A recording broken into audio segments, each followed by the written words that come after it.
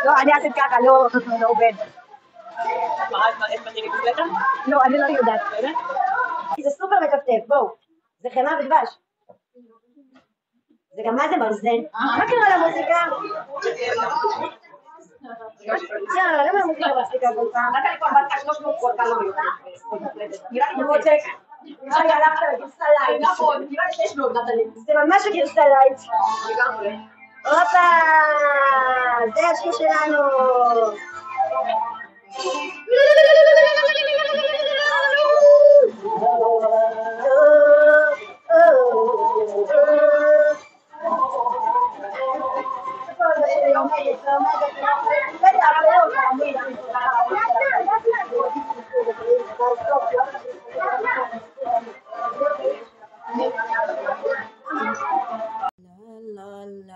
Wala pa po yung mga timpla.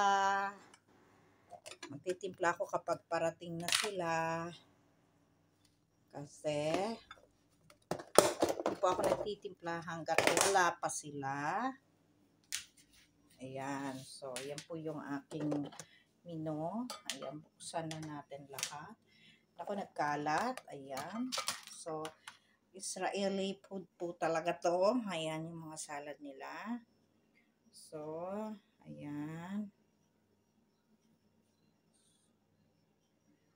So, ito yung ating chinap-chap kanina. So,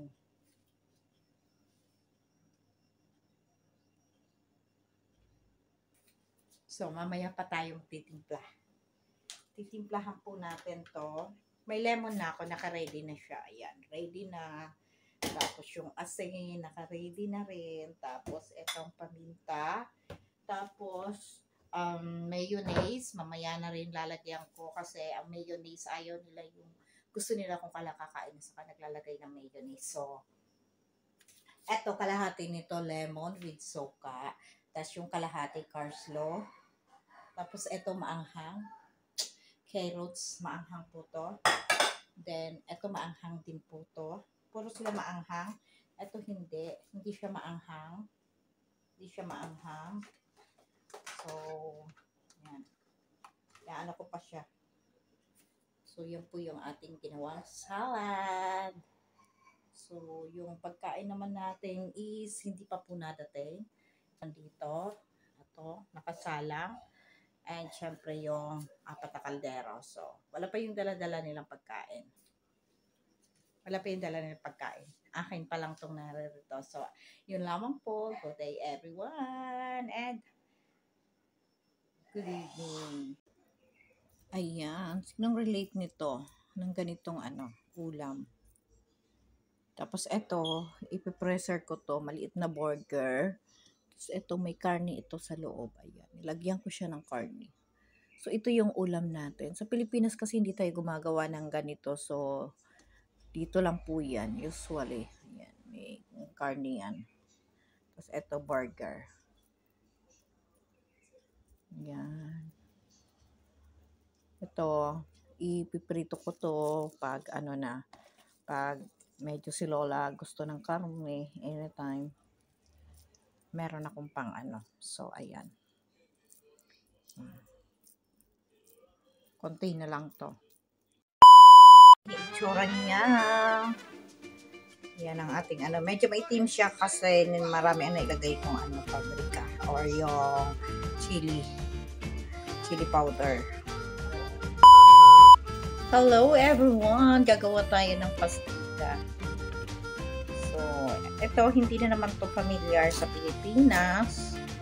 Pero, pwede nyo rin tong gawin kasi marami naman tayong itlog sa atin at yung mga kinakailangan.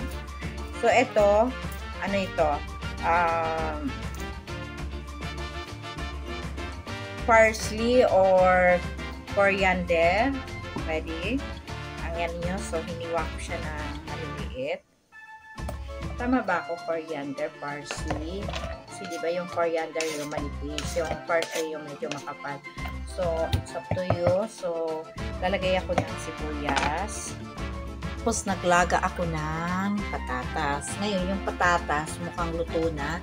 Papatayin na natin siya para durugin natin siya. Balatan natin, tapos dudurugin natin. So, pinatay na natin. And then, na rin ako na babalatan din natin yan, papalamigin din natin, at pagsasama-samahin natin sila. Ang pa lang guys, itlog na aside sa nilaga, meron ding fresh. Kasama to, no? Baka makalimutan natin para sa inyo yung sabihin. Nga pala mga my love, palalamigin lang natin to, no? So, yung isa nito ginawa kong square, yung isa naman ay dinurog ko. Kasi mas gusto ni Lola kasi yung may nalalasahan siyang patatas. So, hindi ko dinurog masyado para buo siya. No? Ganun lang. Pero dapat sa inyo yan kung gusto nyo durogin o hindi. Pero sa iba kasi dinudurog nila yan. Namash nila yan. Okay guys, yung pinagsama-sama ko na siya ha. Yung baking pala kalahati lang ay nilagay ko nito na lahat. So, dahil sa 3 itlog ko ang nilagay ko plus dalawang boil oil. Siya, nilagay ko na. So, hayaan lang muna natin siyang mag-firm. Kaya nga pala pula yan, nilagyan ko ng paprika yung mantika guys. Ito na po yung pastita. Ayan.